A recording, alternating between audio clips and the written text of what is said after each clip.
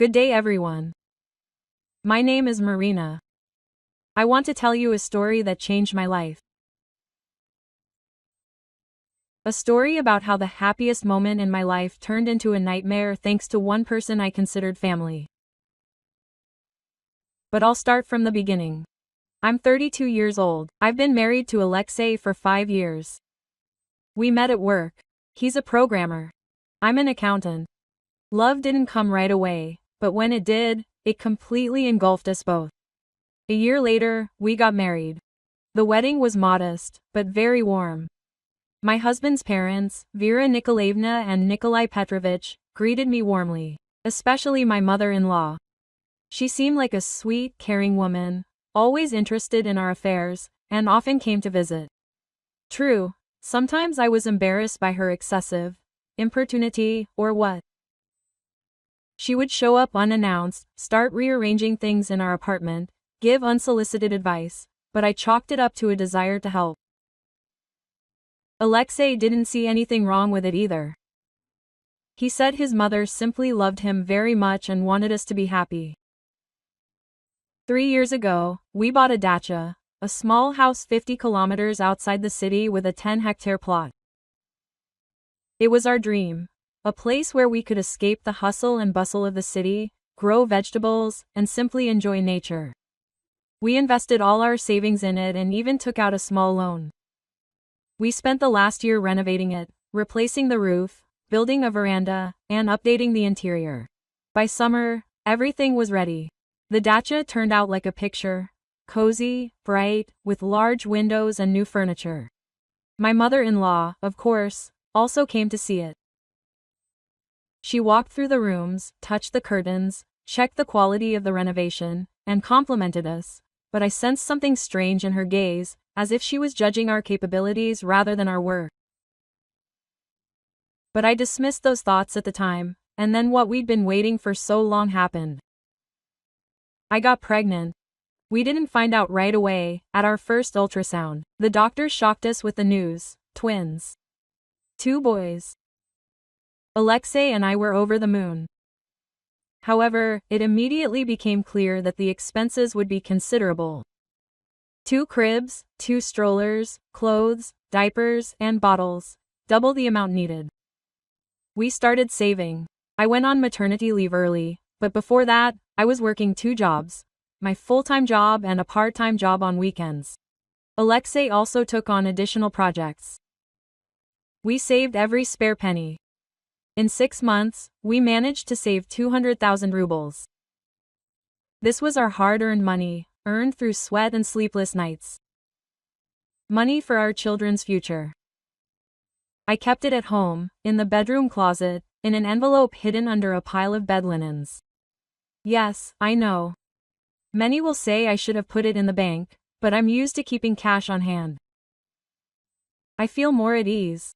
Besides, I was planning to start stocking up on everything I needed soon, and using a card in stores isn't always convenient.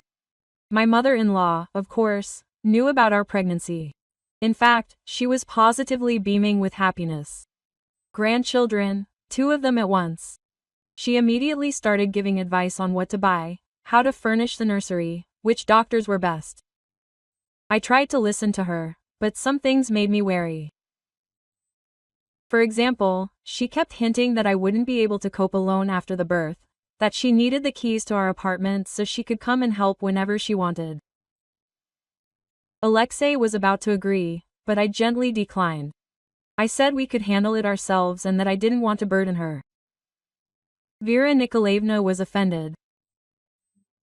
She didn't call or visit for a few days, then seemed to have calmed down, but I noticed a certain coldness in her gaze. A month before the expected birth, we installed a video surveillance system in the apartment. It was Alexei's idea. He'd read online about cases of theft in the homes of young parents while they were in the hospital. They installed 2 cameras, one in the hallway and one in the living room, from where they could clearly see the bedroom entrance.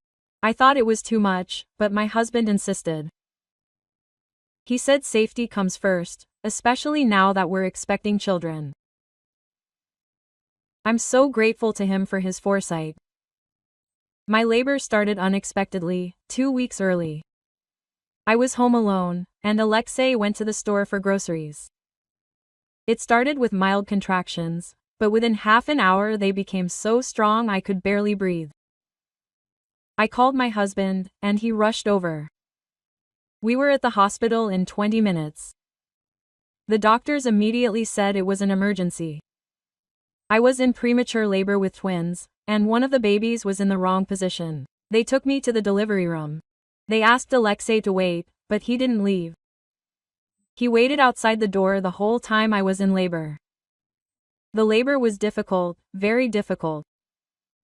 I screamed, cried, and lost consciousness several times.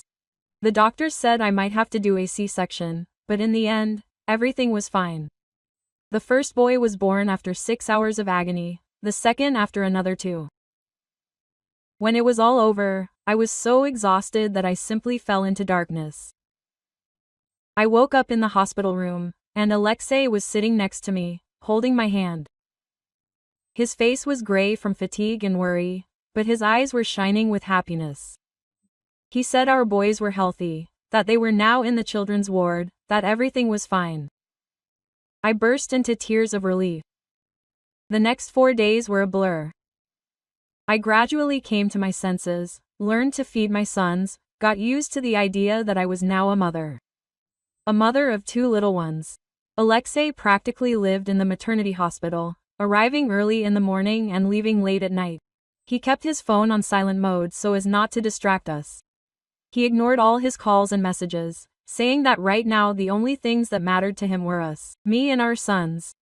My mother-in-law also called a few times, but Alexei answered briefly, saying everything was fine, the baby was born, mom and the kids were healthy, but now was not the time for talking. Vera Nikolaevna said she understood, that she wouldn't disturb us, that she would come when we got home. We believed her. On the 5th day, we were discharged. Alexei came to pick us up by car, and we solemnly drove our babies home. I was happy. Tired, exhausted, with pains all over my body, but incredibly happy. We have a family now, a real big family. When we walked into the apartment, the first thing I noticed was a slight mess. Nothing critical, but I knew how I left the apartment before leaving for the maternity hospital. Everything was perfectly tidy. And now the sofa cushions were arranged differently. There was a strange glass on the coffee table. The hallway smelled of an unfamiliar perfume. Lyosha, was someone here? I asked my husband. He looked around and shrugged, not knowing. Maybe mom came by? She asked for the keys, but I didn't give them to her. Oh, wait. He fell silent, frowned, then went to the front door and carefully examined the lock. There were no signs of forced entry. If someone had been there, they came in with a key. Alarm gripped me. I quickly went to the bedroom, opened the closet, and rummaged through the pile of linens. The envelope was gone. My heart sank. Alexei! I screamed. There was no money.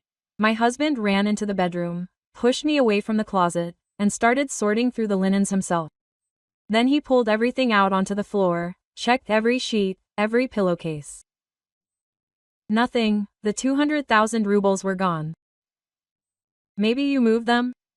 Alexei asked, confused. Maybe you forgot? I shook my head. No, I definitely remembered putting the envelope here, 2 days before the birth. I checked several times. Someone stole it, I said hoarsely. Someone broke into our apartment while we were in the maternity hospital and stole our money. Alexei turned pale. He took out his phone and started to dial the police, but I stopped him. Wait, let's first figure out who has the keys. Only the 2 of us. And stop. My mother has a spare set. I gave her a few years ago in case we lost ours. But she couldn't. He fell silent, but I could see that he was thinking the same thing as me. Call her, I said. Alexei found his mother-in-law's number in his contacts. The phone was on silent, and I saw that she had 15 missed calls in the last 4 days. He turned it on and called. Vera Nikolaevna answered on the third ring. Her voice was cheerful, even happy. Alyoshenka. Well, finally. I thought you'd forgotten me completely. How's Marina? How are the babies? Mom, we have a problem, Alexei said dryly. Money has disappeared from our apartment. 200,000. Do you by any chance know where it could have gone? There was a pause. Then the mother-in-law answered indignantly. What? What money? I have no idea. Why are you even asking me about this? Because you have the keys to our apartment. So what? You don't think that I'm Alexei. How can you? I'm your mother. Mom, I'm not accusing you of anything. I'm just asking. Maybe you came to see us while we were in the maternity hospital? Maybe you saw something? Another pause, a longer one. Well, I came by once. I just wanted to check if everything was okay. Everything was fine. And you didn't touch anything? Of course not. What are you thinking? My mother-in-law's voice was becoming more and more hysterical. Do you think I'm a thief? Alexei closed his eyes and tiredly ran his hand over his face. Okay, Mom, I'm sorry, we're just worried. That was all the money we had for the kids. Yes, I understand. It's terrible, of course. Maybe you forgot where you put it. It happens, you know. She quickly said goodbye and hung up.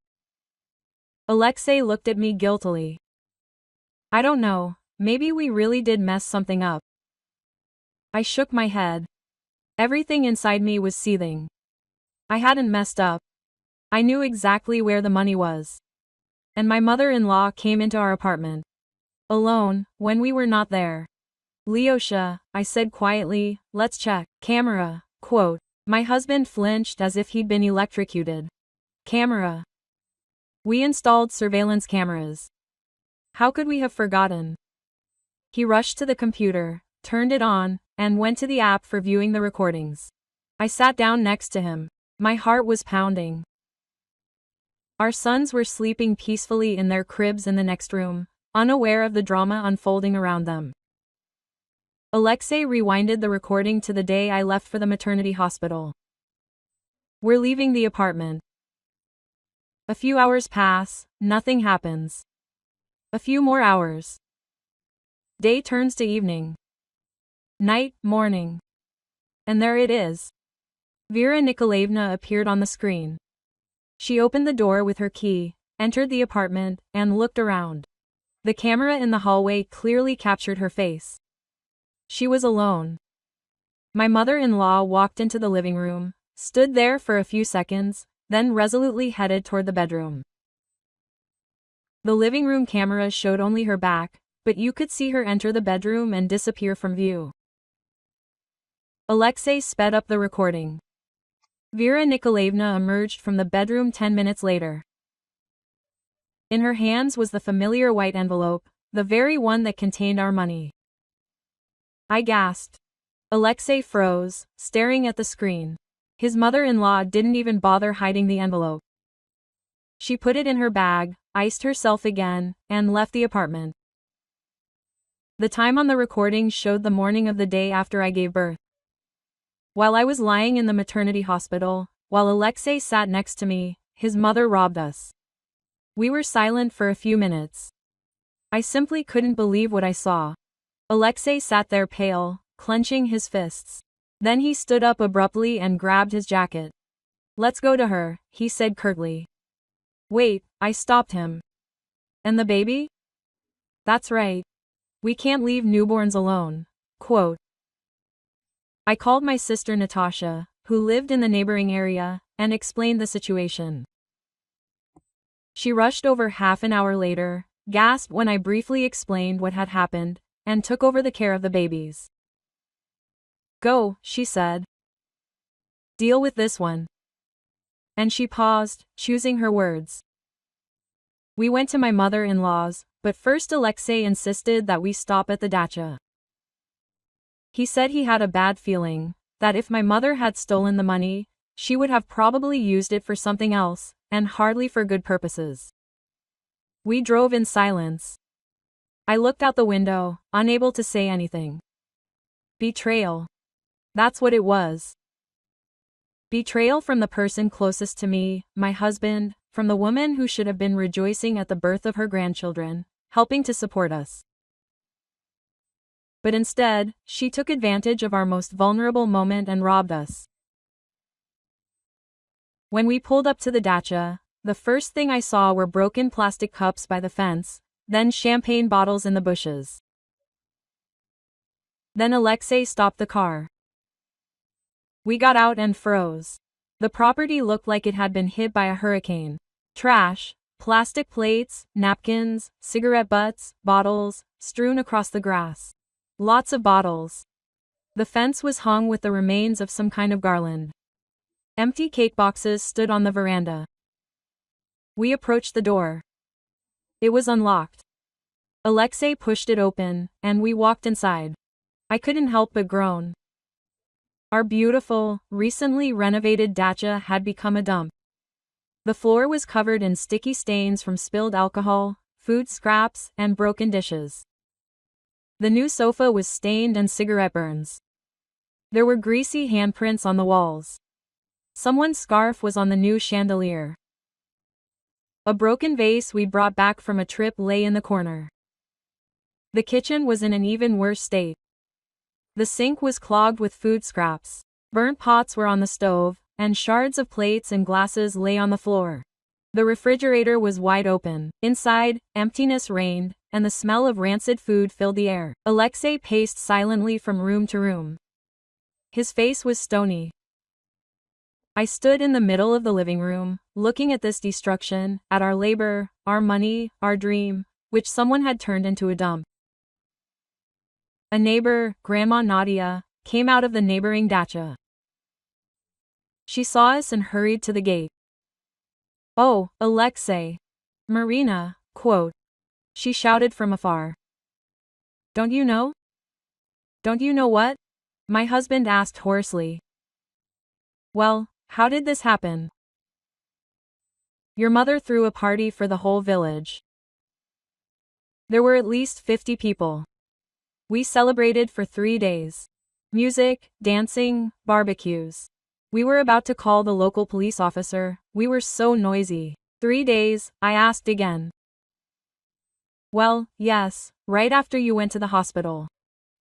We were even surprised how it could be. The daughter-in-law is giving birth, and the mother-in-law is having fun here. But we thought maybe it was an agreement. We don't interfere in your business." Grandma Nad said something else, but I wasn't listening anymore. A picture was forming in my head. Vera Nikolaevna stole our money and threw a party at our dacha. While I was giving birth to her grandchildren, while I was writhing in pain and screaming in the delivery room, while my husband was at the door, going crazy with worry, his mother was celebrating her anniversary with our money, on our property. I felt something switch inside me. Fear and confusion gave way to cold rage. Quote, "We're going to your mother's," I said to Alexei. We arrived at my mother-in-law's house just now, 40 minutes later. Alexei was silent the entire way, only gripping the steering wheel tighter.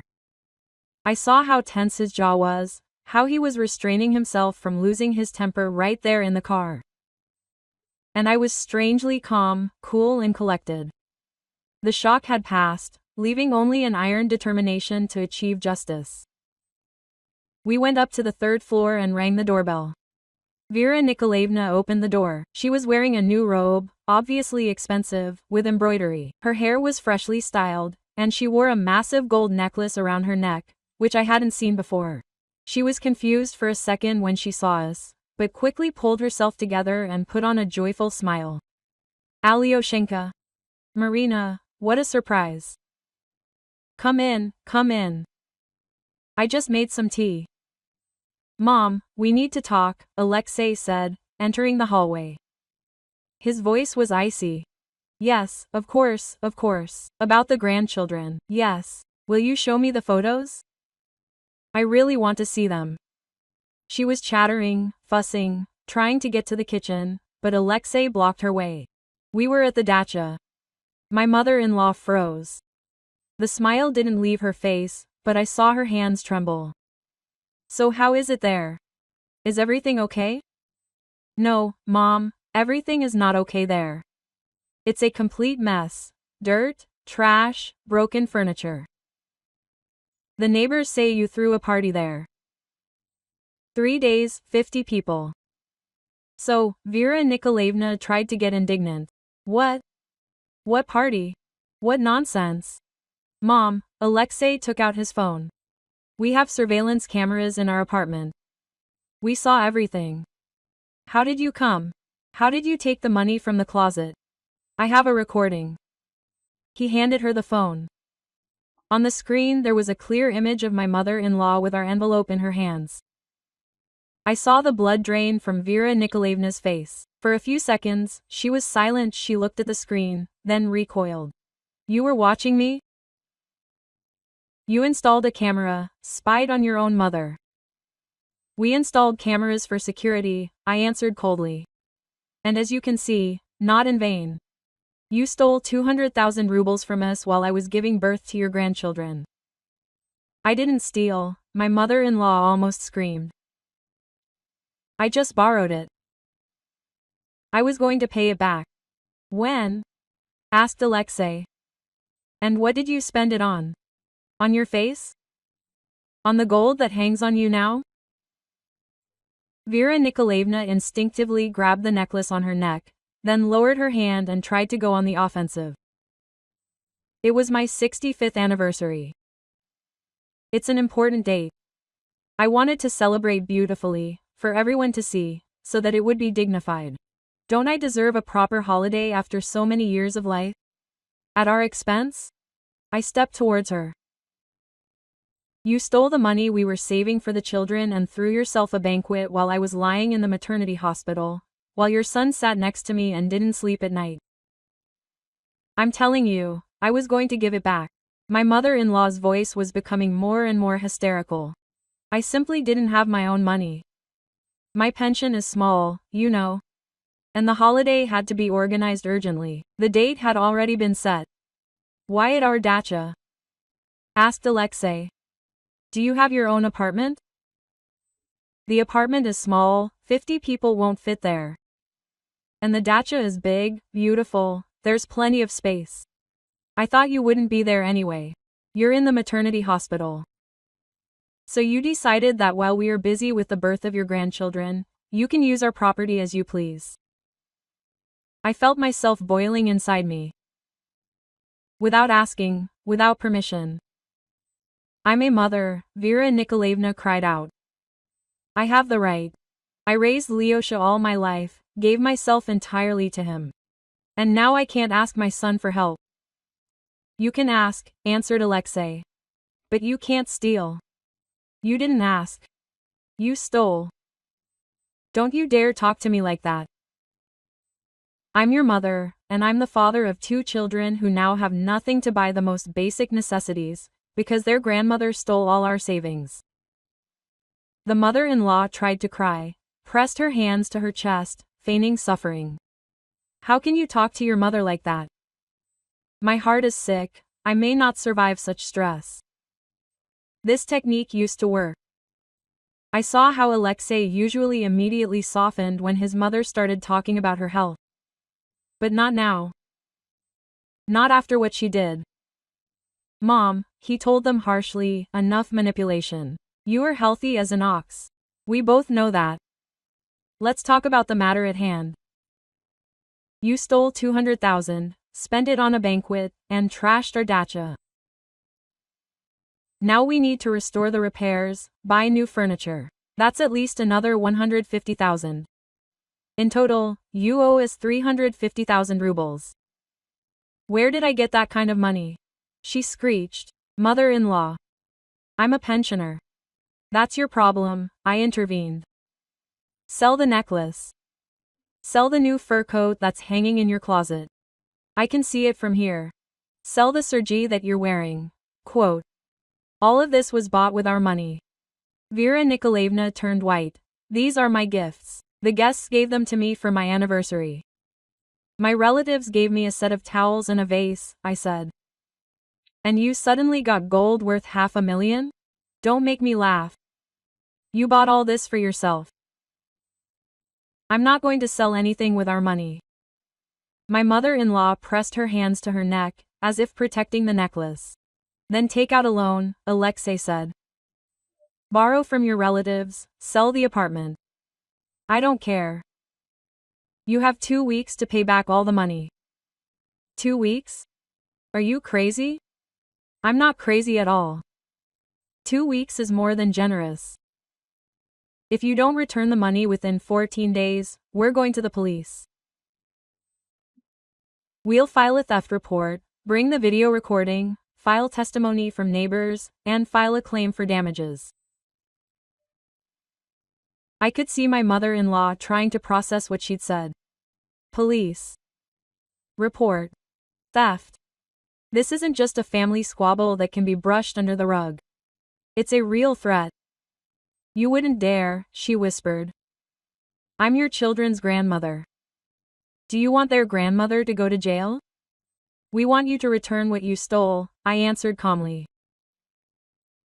And so you understand, stealing from your own family is a crime that deserves punishment. Alyosha, my mother-in-law turned to her son. A pleading note appeared in her voice. Are you really going to let this woman talk to me like that? I'm your mother.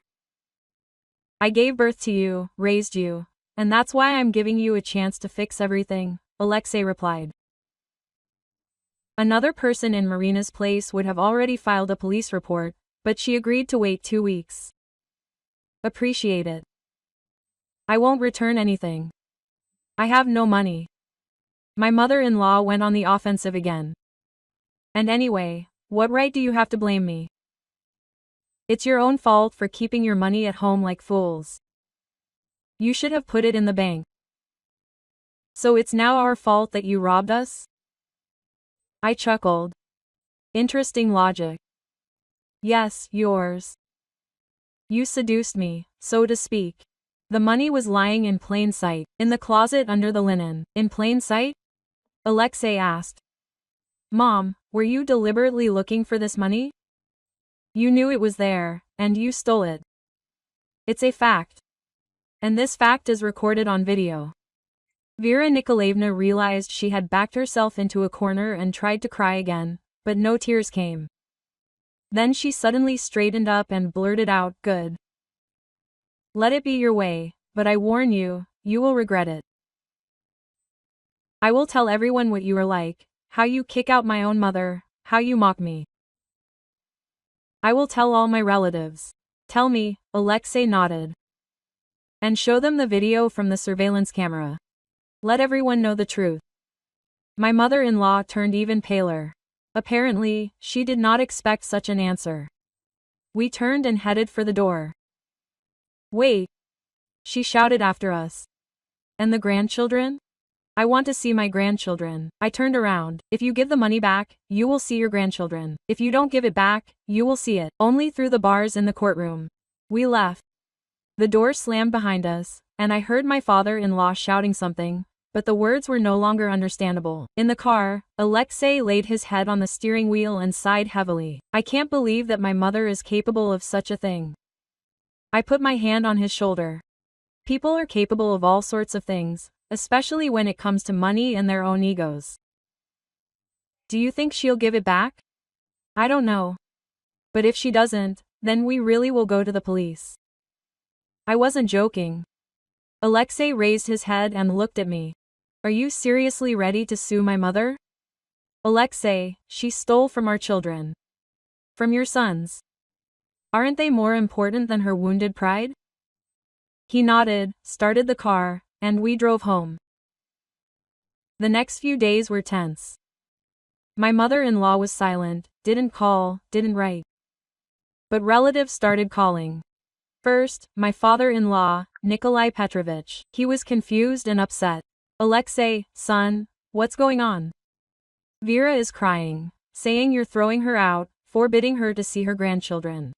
Alexei patiently explained the situation to my father, Told him about the stolen money, about the destruction at the dacha, about the video recording. My father-in-law listened in silence, then sighed heavily. I didn't know.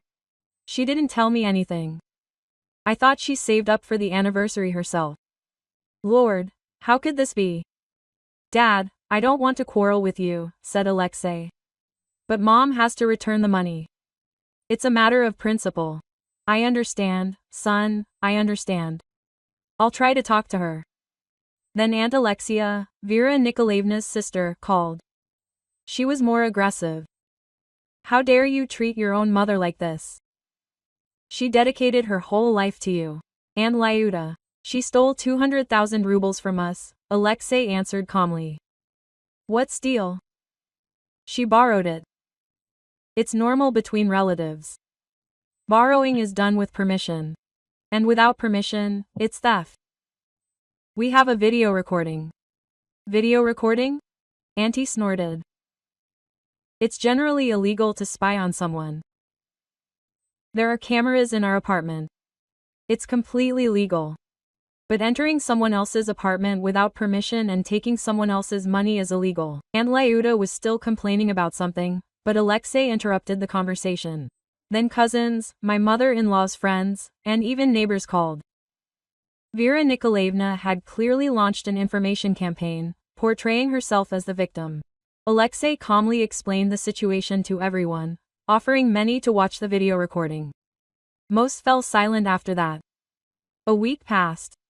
My mother-in-law hadn't appeared. I began to think she really wouldn't return the money and that we'd have to go to the police. I was prepared for this. Moreover, I'd already started gathering documents. Alexei and I went to a lawyer, explained the situation, and showed her the video recording. The lawyer, a young woman in her 30s, listened attentively and nodded. You have a rock-solid case. The video recording is direct evidence, plus the neighbor's testimony, the filing, plus the financial damages, which can be assessed. If she doesn't return the money voluntarily, the court will definitely side with you. Quote, what punishment does she face?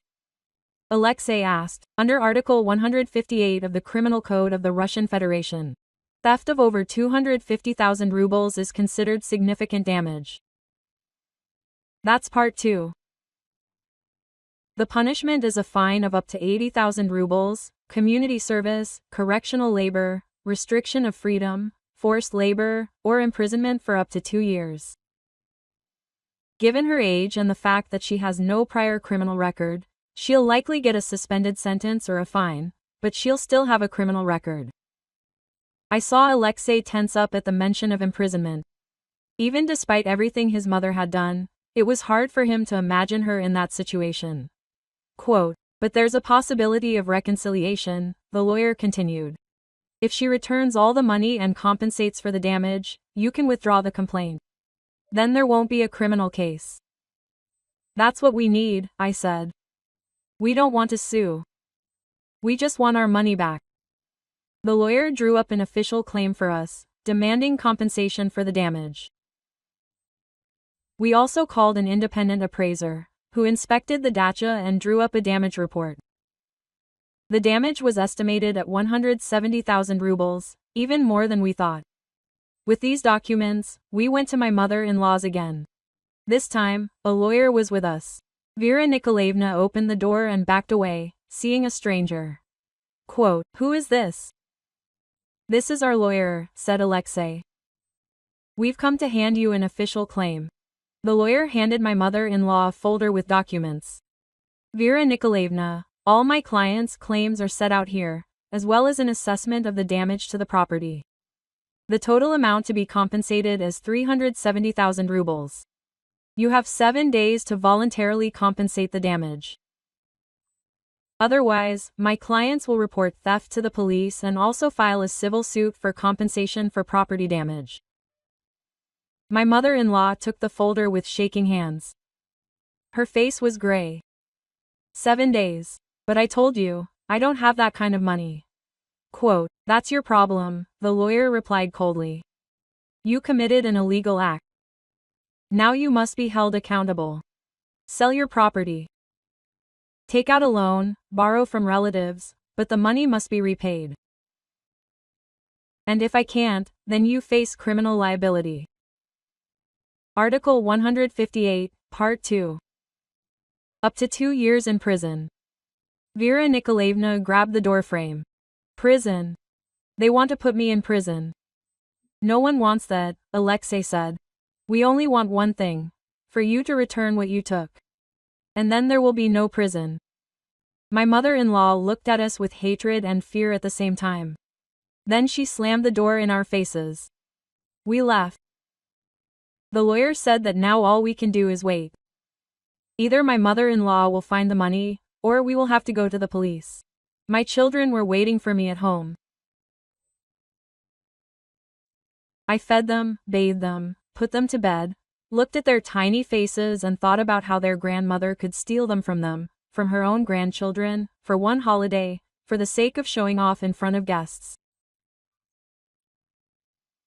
Alexei was also lost in his thoughts. He hardly spoke, only occasionally picking up the children and standing with them for a long time, looking out the window. Quote, "Do you regret it?" I asked one evening. About what? That we did this to your mother? He paused, then shook his head. No, it's her own fault. She crossed the line. And if we let her get away with this now, she'll never stop. She'll continue to think she can do anything. I hugged him. We sat in the dark in our apartment with 2 sleeping babies in the next room. And I thought about how sometimes love means setting boundaries, even with the closest people. On the 6th day, when I had almost lost hope, Nikolai Petrovich called Marina. Can Vera and I come see you? We need to talk. I looked at Alexei. He nodded. An hour later they were with us. Vera Nikolaevna looked terribly haggard, with dark circles under her eyes, 10 years older. Nikolai Petrovich supported her by the elbow. They sat down on the sofa. My mother-in-law took a thick envelope from her bag and put 250,000 on the table here, she said hoarsely. This is all I could save up. I sold my necklace, earrings, and fur coat. I took out a bank loan for 100,000. Is this all they gave me against my pension? Alexei took the envelope and counted the money. Indeed, 250,000. 120,000 is missing, he said. I know, my mother-in-law nodded. I will pay back the rest gradually. 10,000 a month. From my pension. That's the maximum. What can I do? Alexei and I exchanged glances. Quote, a year's payments, I said. Yes, Nikolai Petrovich confirmed. Vera signed the receipt. Quote, every first of the month she will bring you 10,000 rubles until the full amount is paid. I will make sure she doesn't forget. There was silence. My mother-in-law sat with her head bowed. Then she looked up and looked at me. Quote, I'm sorry, I was wrong. I looked at my mother-in-law and saw that these weren't just words. There was real torment in her eyes. She really realized what she had done. Quote, I don't know what came over me, she continued quietly. This anniversary, quote, I so wanted everyone to see that I was worth my salt, that I was doing well, that I wasn't just a pensioner who could barely make ends meet. I wanted to feel important, significant, because of my grandchildren, for once. I asked. She shuddered. I wasn't thinking about them. I wasn't thinking about anything at all except my holiday. I was so absorbed in the idea of throwing a lavish celebration. I told myself that I would return the money later, that I would somehow find a way, so that you wouldn't even notice. And when I realized that you found out, I got scared. And instead of admitting my guilt, I started to attack. To defend myself, like a stupid, selfish old woman. Nikolai Petrovich put his hand on her shoulder. Vera hadn't slept the whole time. She was rushing around, trying to find a way out. I didn't know what was going on. She didn't tell me anything. Only when the bank came and refused to give me a loan for the full amount, She told me everything I told you. I was shocked. Dad, we didn't want to drag you into this, Alexei said. I know, son, but I'm still your family, and I want to help fix the situation. He took a folded sheet of paper out of his pocket. Here's the payment schedule. Every month on the first of the month until the debt is fully repaid. If you want, I can be the guarantor. If Vera can't pay for some reason, I'll deposit the money for her. Quote. I took the sheet and looked through it. Everything was clearly written out. Dates, amounts, my mother-in-law's signature. And the dacha? Alexei asked. The renovations there need to be restored. I'll help with the renovations myself, Nikolai Petrovich said. My hands are still working. We'll buy the materials gradually. Vera will also participate, clean, paint, whatever she can. Quote, I looked at Alexei. He looked at his parents thoughtfully, then sighed contentedly. We agree to an installment plan, but with conditions. What are they? Quote. My mother-in-law asked warily. First thing, no unauthorized visits. If you want to come over, call in advance and ask permission. Okay, she nodded. Second, you're giving us the keys to our apartment right now. Quote. Vera Nikolaevna dug into her bag, pulled out a ring of keys, separated two and handed them to Alexei. He took them and put them in his pocket. Third, no attempts to turn the relatives against us. No gossip, no complaints. I promise. And fourth, I leaned forward, right in my mother-in-law's eyes. If you miss a payment even once without a good reason, if you try to deceive us or steal anything again, we will immediately go to the police with a full package of documents. And there will be no more concessions. Agreed? My mother-in-law nodded. Agreed. We were silent for a while.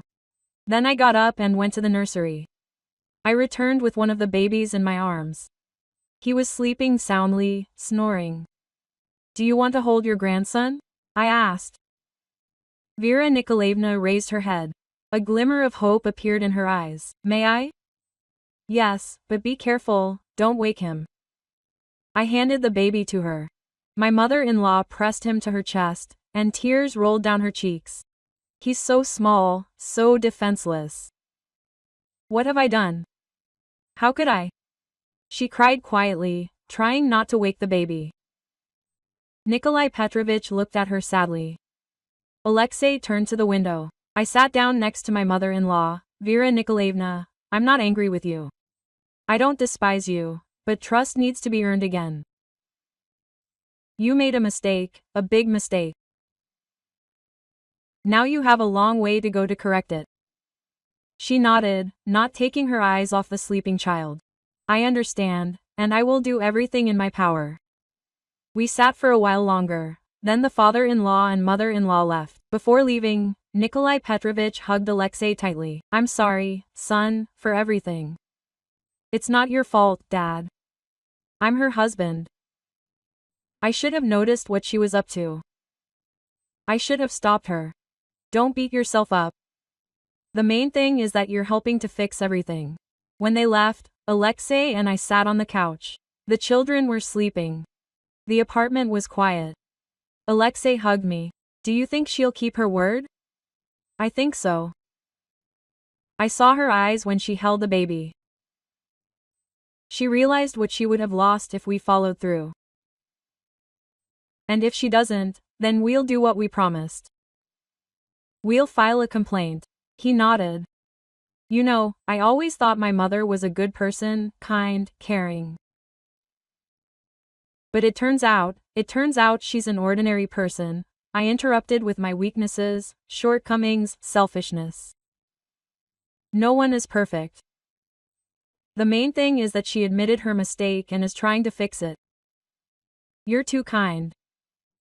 No, I just understand that being angry forever is pointless. It only destroys you. But setting boundaries and demanding they be respected is the right thing to do. Alexei kissed the top of my head. I love you so much. And I love you.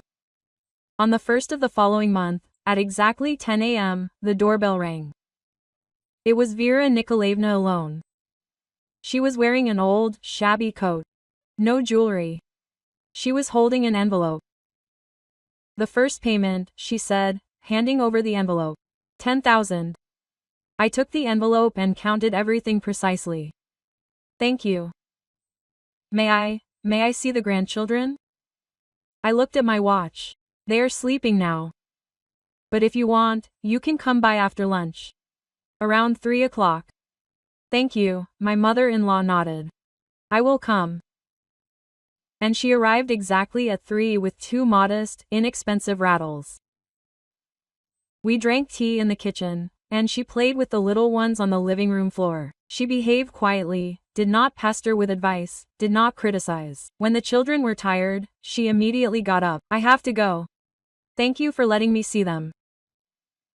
Thus began our new life. Vera Nikolaevna brought money every first of the month. Sometimes she'd drop by to see her grandchildren afterward, sometimes she'd simply leave. We never knew whether she'd come or not, didn't pressure her, didn't demand she be the perfect grandmother. We simply gave her space and time. A month later, the whole family, me, Alexei, and our children Nikolai Petrovich and Vera Nikolaevna, went to the dacha and began renovating it. My father-in-law worked with his hands, plastering the walls and painting the windows. My mother-in-law washed, cleaned, and scrubbed the floors. Alexei replaced the furniture. I looked after the children and helped as much as I could. We worked silently, barely speaking. But there was a special atmosphere in that silence. No hostility, no resentment, rather a focus on the common task. By the end of the day, the dacha began to return to its former glory. There was still a lot of work to do, but the worst was over. That evening, when my father-in-law and mother-in-law were getting ready to leave, Vera Nikolaevna came up to me. "Marina, I want to thank you." "For what?" "For not taking my grandchildren away from me completely. For giving them a chance. I know many in your place would have acted differently." I shrugged. I'm no saint. I just understand that punishment for the sake of punishment is pointless, but punishment for the sake of correction is right. She nodded and left. 6 months passed. Vera Nikolaevna paid every month regularly. She never missed a payment, never was late. Sometimes she came to see the grandchildren, always with warning, always at a time convenient for us. She behaved modestly, without imposing herself. I saw her change. That assertiveness, that self-righteousness that used to irritate me so much, was gone. She became quieter, more reserved. She learned to listen, and not just talk. I learned to ask permission, and not barge into our lives like that. One day, I found her alone at the dacha. She was sitting on the veranda and crying. I came up to her. "Vera Nikolaevna, what happened?" She wiped away her tears, so stupidly. She simply remembered the day she threw a party here. How happy she was, how proud of herself. And now I understand what a fool I was. I traded my grandchildren for one evening of empty chatter. I sat down next to her. "But you are correcting a mistake. That is the main thing. I am correcting it. But is it possible to correct what is destroyed? Trust. Respect." I see how Alexei looks at me now. He loves me, but he doesn't trust me anymore. And I understand him. Trust takes a long time to rebuild, I said, years. But if you continue to behave honestly, to show what has changed, it will return. Do you think so? I am sure of it. She looked at me. You are an amazing woman, Marina. I thought back then that you were weak, that you would let Alyosha push you around, that I could control you. But you turned out to be stronger than me, stronger than all of us. I chuckled. I'm not strong. I just know my worth and I don't let anyone cross my boundaries. Even family, especially family. She nodded. It's a shame I didn't realize this sooner. Maybe then I wouldn't have done so many stupid things. We sat in silence for a while, then went back to work. 3 months later, when there were only 3 months left until the end of the payments, something unexpected happened. Vera Nikolaevna came on the first of the month not with 10,000, but with 30. "What's this?" I was surprised. "I sold my dacha," she said. "The one my mother left me. I never went there anyway. But I need the money. I want to pay off the debt in full." Today I looked at Alexei. He was confused. "Mom, but this is your dacha. Your only property, besides the apartment." Quote, "I don't need a dacha," my mother-in-law said firmly. "I need peace of mind. I think about this debt every day. I can't sleep every night, I worry. Enough. I want to close this topic once and for all." We accepted the money and signed a receipt stating that the debt was repaid in full. Vera Nikolaevna sighed with relief. Finally, we could move on with our lives. After that, our relationship became more equal. My mother-in-law came once a week on Sundays, always at the same time. She played with the grandchildren, helped with the cleaning, cooked dinner, but never intruded. If we said we were busy that Sunday, she calmly rescheduled the visit. One day at lunch, I asked Vera Nikolaevna, "Have you and Nikolai Petrovich thought about a second honeymoon? Going somewhere together?" She looked at me in surprise. "What kind of honeymoon at our age? And we don't really have much money." Quote, "What if we give you a trip to the south, to a sanatorium, for example, for two weeks?" My mother-in-law's eyes widened. "What for?" "Because you deserve it," I smiled. "You worked so hard to repay the debt. You spent so much energy restoring the dacha. It's time to rest." "But I robbed you." "How can you?" "You returned every penny," Alexei said. "You even sold your dacha for more. You've proven that you've changed. We see this and want you to be happy." Vera Nikolaevna burst into tears. "This time, thank you out of gratitude. Thank you, children." A month later, we saw my father-in-law and mother-in-law off to the south. They left happy, holding hands, like newlyweds. They returned tanned, rested, radiant. Another year has passed since then. My sons are 2 years old. They are already running around, saying their first words, recognizing their grandmother and rejoicing when she comes. Vera Nikolaevna has become a real grandmother for them, kind, caring, but unobtrusive. She learned to respect our boundaries, learned to ask, not demand. Learned to appreciate what she has, and not chase illusory greatness. Sometimes I remember the day when I returned from the maternity hospital and discovered the money was missing, that shock, that pain of betrayal. And I understand that it was a test for all of us. For me, learning to stand up for my rights.